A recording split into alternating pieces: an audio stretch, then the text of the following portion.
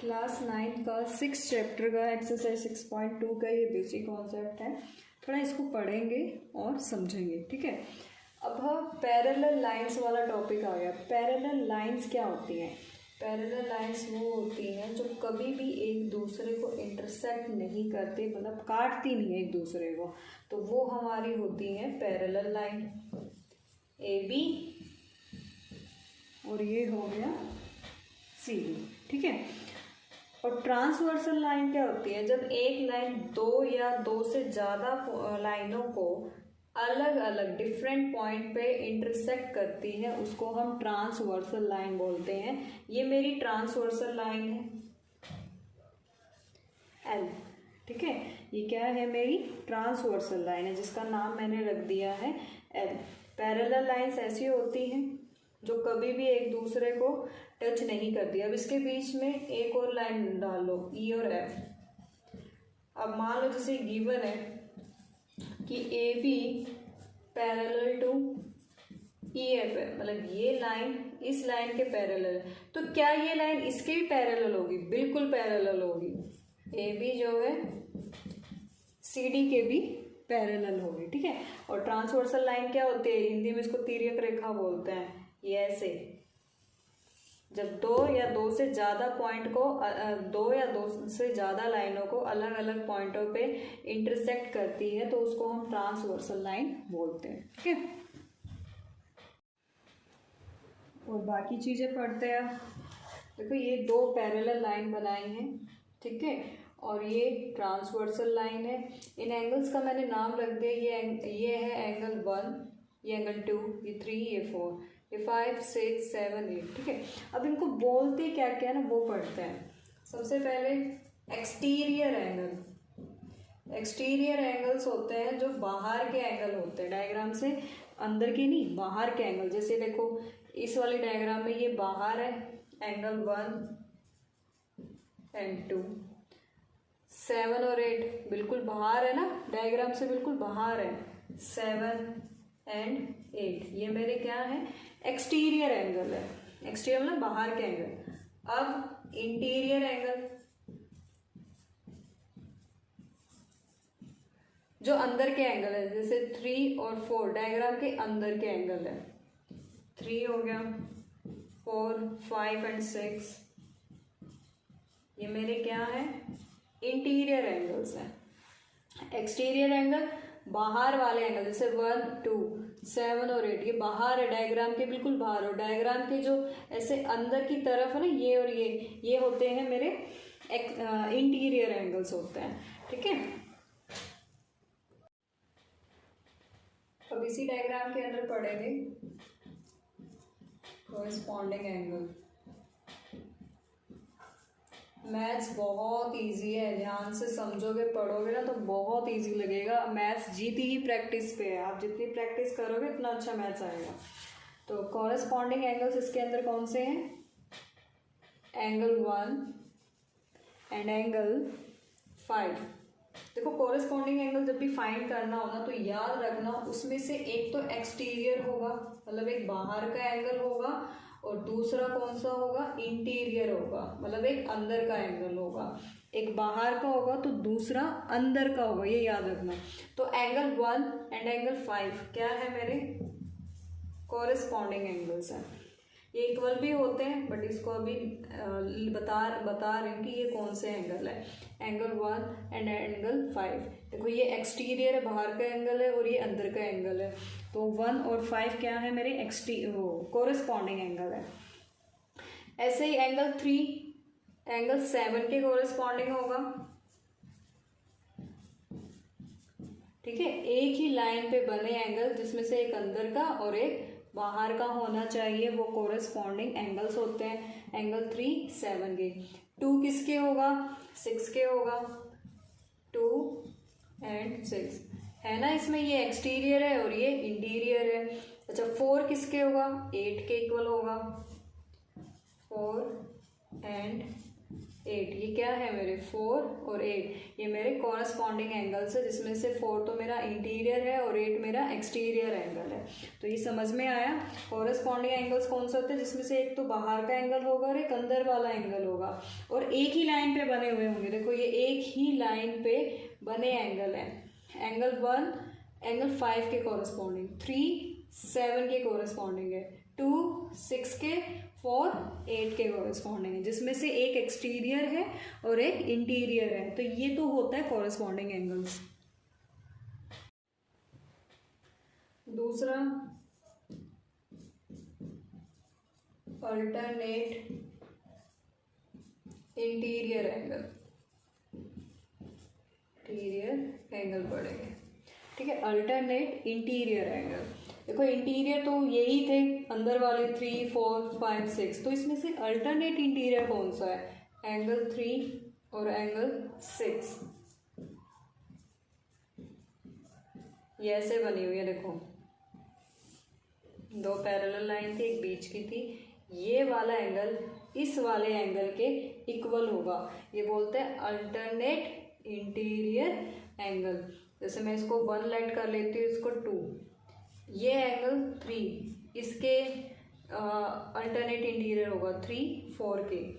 इस डायग्राम के अकॉर्डिंग बता रही हूँ, 1 2 के और 3 4 के इक्वल होगा। इसको बोलते हैं अल्टरनेट इंटीरियर एंगल। फिर से बता देती हूँ, ऐसे डायग्राम बनाओ, अंदर वाला अंदर के ही इक्वल होगा, ये 3, ये मतलब ये एंगल इसके इक्वल और ये एंगल इसके इक्वल होगा, तो इसको हम बोलते हैं अल्टरनेट इंटीरियर एंगल। नेक्स्ट है अल्टरनेट एक्सटीरियर एंगल, ठीक है। ऐसे दो पैरेलल लाइन है, ये इस पे से एक ट्रांसफर लाइन ऐसे है, तो अब ये बोला कि इसमें से अल्टरनेट एक्सटीरियर एंगल कौन सा होगा। एक्सटीरियर बोला यानी कि हमें बाहर वाले सिलेक्ट करना है, बाहर वाले तो ये हैं और ये हैं। अब मैं इनके नाम लिख देती हूँ, ये 1 2, ये 3 और ये 4। तो अल्टरनेट एक्सटीरियर होगा ये एंगल इस एंगल के इक्वल, देखो ये एंगल इस एंगल के इक्वल होगा 1 एंड एंगल 4। फिर है अल्टरनेट एक्स, दूसरा बताओ एंगल 2, इसके एक्सटीरियर में अल्टरनेट में ये है 2 इक्वल टू एंगल 3। आए समझ में। देखो दोबारा, जैसे दो पैरेलल लाइन है और ये ट्रांसवर्सल लाइन है, तो ये जो बाहर वाले हैं ना, बाहर वाले 4 ही तो हैं एक्सटीरियर, 1 2 3 और 4। अब इसमें से अल्टरनेट बताना है, इसके अल्टरनेट में ये है और इसके अल्टरनेट में ये है। Angle 1 equal to angle 4, angle 2 equal to angle 3, खत्म। एक और है interior angles on the same side of the transversal. जैसे ये दो लाइनें पैरेलल हैं और ये ट्रांसवर्सल लाइन है, तो इसमें इंटीरियर एंगल्स कौन से होंगे जो सेम साइड पे, मतलब कि इसी सेम साइड पे बने हुए होंगे। ये वाले इंटीरियर तो यही है ना अंदर वाले, और ये सेम साइड पे भी बने हुए हैं। इनका नाम जैसे आप ए रख लो, ये बी है, ये सी है, ये डी है। तो एंगल ए और एंगल सी ये क्या होंगे, इंटीरियर एंगल होंगे और सेम साइड पे बने हैं। Angle B and angle D ये भी सेम साइड पे बने। जो सेम साइड पर एंगल्स बने हुए होते हैं ना, उनका जो सम होता है वो 180 डिग्री होता है। ए और सी 180 डिग्री, और रीजन क्या होगा, interior angle on the same side of the transversal. B और डी सेम साइड पे बने हुए हैं, इनका सम भी क्या होगा, 180 डिग्री होगा, ठीक है। अब हम क्वेश्चन करते हैं जो एक्सरसाइज 6.2 के है ना, बहुत इजीली हो जाएंगे। बस आप एक से वीडियो को पॉज करना, कॉपी में उतारना, अच्छे से पढ़ना, ये समझ में आ जाएंगे तो अगले क्वेश्चंस भी इजीली सॉल्व होते चले जाएंगे। फर्स्ट क्वेश्चन है, बहुत इजी क्वेश्चन है, बहुत बहुत इजी क्वेश्चन है। देखो कि ये फिगर का एनसीईआरटी की बुक है, उसमें क्वेश्चन ऐसे ही लिखा होता, तो मैंने ऐसे ही लिख दिया। ये फिगर है, find the value of X and Y, X और वाई इनकी वैल्यू निकालनी है, and then show that A B parallel to C D. उसके बाद शो करना है आपको कि ये जो लाइन ए बी है ना, इस सी डी लाइन के क्या है, पैरेलल है। ये मुझे शो करना है। सॉल्व करते हैं।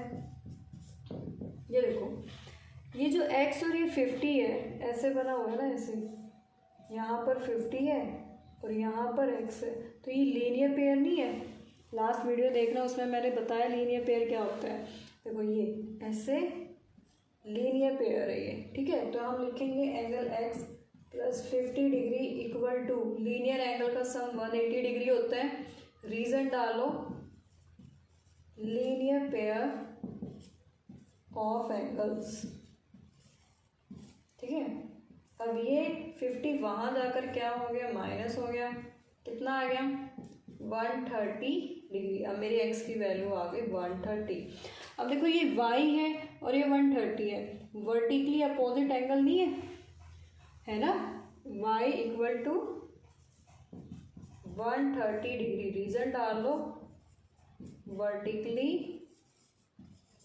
अपोजिट एंगल, और ये आपस में इक्वल होते हैं, ठीक है।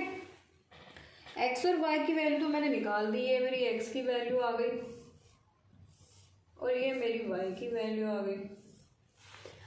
अब मुझे शो करना है कि A B parallel to C D हो। अब देखो, पैरेलल लाइंस की कुछ प्रॉपर्टी मैंने पीछे आपको कराई, जिसमें मैंने कॉरस्पॉन्डिंग एंगल बताया, इंटीरियर एक्सटीरियर बताया, ठीक है। वही प्रॉपर्टी अगर मैं इसमें से किसी भी एंगल की दिखा दूँ ना, तो ये आपस में पैरेलल हो जाएंगी। देखो x भी 130 आया था, y भी 130 आया था, एंगल x एंगल y के क्या है, अल्टरनेट इंटीरियर एंगल है ये, और ये आपस में इक्वल भी है, वैल्यू 130 है, तो अल्टरनेट इंटीरियर एंगल। इसलिए देखो ये प्रॉपर्टी आ गई ना इस वजह से, और ये प्रॉपर्टी सिर्फ पैरेलल लाइंस होती तभी आती है, और इसमें ये मैंने ये इक्वल प्रूव कर दिया, तो इसीलिए A B parallel to C D. Solve question. Next question है, in the figure if A B parallel to C D, ये वाली लाइन इस लाइन के पैरेलल है और C D parallel to E F, ये इसके पैरेलल है। वाई रेशो जेड दिया हुआ है मुझे, वाई रेशो जेड 3:7 दिया है, मतलब ये और ये इसका रेशो दिया है, और एक्स की वैल्यू मुझे फाइंड करनी है, ठीक है। सॉल्यूशन करते हैं। मान लेते हैं जो मेरा y था ना, उसको मैं मान लेती हूँ, ये x ऑलरेडी दिया है तो 3a मान लिया, और जो मेरा z है उसको मैंने मान लिया 7a, ठीक है। अब क्या करेंगे, इस एंगल को निकालेंगे पहले वर्टिकली अपोजिट करके, ठीक है। बट मुझे इसका नाम लिखना पड़ेगा, यहाँ मैं आप कोई भी नाम लिख लो, ओ लिख लो, इसका एम लिख लो, तो लिखेंगे angle Y equal to D O M. Reason, vertically opposite angle, ठीक है। वाई कितना था भाई, 3a था, तो ये मेरा कितना आ गया 3a आ गया, डी ओ एम कितना आ गया 3a आ गया। अब ये देखो, सेम लाइन पे बने दो इंटीरियर एंगल है, इनको मैं लिख सकती हूँ angle D O M plus में Z equal to 180 degree. Reason क्या है, angles on the same side पे बने हुए जो इंटीरियर एंगल होते हैं वो इक्वल भी होते हैं, उनका सम 180 डिग्री भी होता है। अब ये जो डी ओ एम आई ये था 3a, जेड कितना है, जेड क्या है 7a, तो 3 और 7 कितना हो गया 10a टू 180, 0 से 0 कट, a की वैल्यू कितनी आ गई 18 आ गई, ठीक है। a की वैल्यू कितनी आ गई 18 आ गई। अच्छा, इसको ऐसे ही रहने दो, ये भी तो मेरे एंगल सेम साइड पे बने हुए हैं, एक्स और वाई। इन्हें लिखते हैं angle X Y equal to 180 degree. Reason जो ये वाला ना, ये सेम लिखना है इस पे। एक्स मुझे नहीं पता कितना था, बट मेरा वाई कितना था 3a, और a की वैल्यू क्या थी लिख ही देते हैं, आप लोग कंफ्यूज होंगे।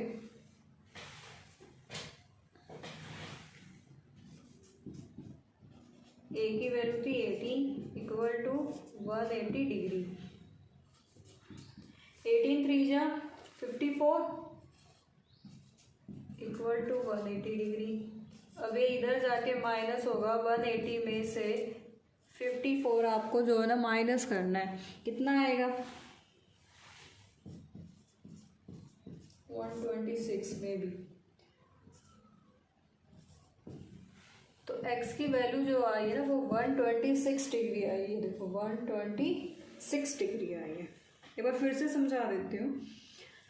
y रेशो z दिया होता 3:7। मैंने मान लिया कि y मेरा क्या है 3a है, z मेरा 7a है। 3x 7x भी ले सकते थे, लेकिन यहाँ पे एक x पहले से ही हो गया तो कंफ्यूजन हो जाती है। ठीक है, तो ये वाला एंगल मैंने इसके इक्वल किया, ये मैंने इसके इक्वल किया वर्टिकली अपोजिट। फिर यहाँ से किया ना ये 3a equal to DOM, vertically opposite हो गया। ठीक है, DOM किया। अब ये सेम साइड पे बने हुए एंगल हैं, और सेम साइड पे बने हुए एंगल का सम 180 डिग्री होता है। DOM और एंगल जो Z था उनका सम 180 डिग्री। रीजन था angles on the same side. तो DOM तो मेरा ये 3a था, तो ये भी 3a, और Z तो ऑलरेडी 7a ही था। पुट किया 3 और 7 10 हो गया। और इसको जब काटोगे ऐसे है ना, ये इंटू में दूसरी तरफ जाएगा तो डिवाइड, 0 से 0 कट, 18 आ गया ये। ठीक है, a की वैल्यू 18 आ गई। अब इनको प्लस करो, x प्लस वाई, ये भी तो सेम साइड पे बने हुए दो एंगल है ना, तो इनका सम भी 180 डिग्री होगा। y था 3a, x प्लस में 3 इंटू 18 कर दोगे क्योंकि a की वैल्यू 18 आई थी। ये रही, इसको इंटू किया 54, ये प्लस है, दूसरी तरफ जाएगा माइनस, इक्वल टू 126। हो सकता है किसी बच्चे के मन में ये हो कि पहले मैंने ये प्लस किया, ये क्यों नहीं किया प्लस। ये इसलिए प्लस नहीं किया क्योंकि यहाँ से तो मेरी a की वैल्यू आनी थी, यहाँ से a की वैल्यू नहीं आती ना पहले, इसलिए मैंने सबसे पहले इनको सॉल्व किया। ठीक है, question number 3, in figure AB parallel to CD। ये जो AB लाइन है ना, ये मेरी CD के क्या है, पैरेलल है। EF परपेंडिकुलर टू CD, ये जो E और F है ये CD पे क्या है, परपेंडिकुलर, मतलब 90 डिग्री का एंगल बना रही है। ये इस तरफ नहीं, इस तरफ भी बना रही है, याद रखना। ठीक है, एंड GED ये मेरा पूरा एंगल कितना है 126 डिग्री है। एंड फाइंड करना है मुझे AGE। एक तो मेरे को ये एंगल निकालना है। देखो जो बीच में लिखा होता है ना वो एंगल होता है। ठीक है, तो G पे एंगल बनाना है, GEF। एक ये बीच वाला एंगल निकालना है, दूसरा FGE। एक ये अंदर वाला निकालना है। ठीक है, सॉल्व करते हैं। पहले ये बीच वाला निकालते हैं, कैसे निकलेगा, इसका नाम था GEF। पहले तो आप ना जो गिवन है ना वो लिखो कि AB पैरेलल टू CD दिया हुआ है, और जो EF है वो परपेंडिकुलर टू CD है, और साथ में मुझे GED 126 डिग्री दिया है। मुझे ये निकालना है, GEF कर लो या FEG, जो भी बीच वाला एंगल बीच में ही आना चाहिए। GEF ये एंगल कैसे निकलेगा, देखो इस पूरे बड़े एंगल में से अगर मैं ये माइनस कर दूं तो यही बचेगा ना। इस पूरे बड़े एंगल में से ये वाला माइनस कर दूं तो यही तो आएगा। तो इस पूरे बड़े वाले का नाम क्या है, GED। माइनस क्या करना है, FED, ये वाला एंगल माइनस करना है, FED। GED था 126, FED कितना है 90 डिग्री, क्योंकि ये परपेंडिकुलर था। इसे माइनस करो तो आंसर आएगा 36 डिग्री। मेरा ये तो निकल गया। ठीक है, अब निकालना मुझे ये, देखो ये दोनों लाइनें क्या हैं, पैरेलल हैं, तो ये एंगल और ये पूरा एंगल मेरा क्या होगा, ऐसे है ये एंगल और ये एंगल मेरा क्या होगा, अल्टरनेट इंटीरियर एंगल। तो ये और ये पूरा कितना था, 126 है ना ये, तो ये भी 126 हो जाएगा। Angle A G E equal to G E D, इस पूरे के माना जाएगा, ये वाला इस पूरे के, जी ई डी कितना था ये 126, मेरा ये भी आ गया। ठीक है, अब ये निकालना है, ये वाला निकालना है। अब ध्यान से देखो, ये मेरा लीनियर पेयर नहीं बन रहा, ऐसे करके ये ऐसे, ये 126 है और ये मुझे निकालना है, तो इन दोनों का सम 180 डिग्री लीनियर पेयर लग रहा है ना, तो लिखो angle A G E plus में इस वाले का क्या नाम है, F G E equal to 180 degree. Reason इसका लिख दो लीनियर पेयर। ठीक है, ए जी ई कितना था 126, एफ जी ई मुझे निकालना है इक्वल टू 180 डिग्री। अब ये प्लस है, दूसरी तरफ लेके जाऊंगी तो क्या हो जाएगा, माइनस हो जाएगा। इसे आप माइनस करोगे तो 54, शायद 54 बनेगा, 10 में से 6 गया 4, 7 2 54 डिग्री। तीनों एंगल आ गए मेरे, तो जोन जोन से पूछे थे लिख लो आप। ए जी ई कितना आया 126, ये रहा ना। अच्छा, दूसरा क्या था, यही था एफ जी ई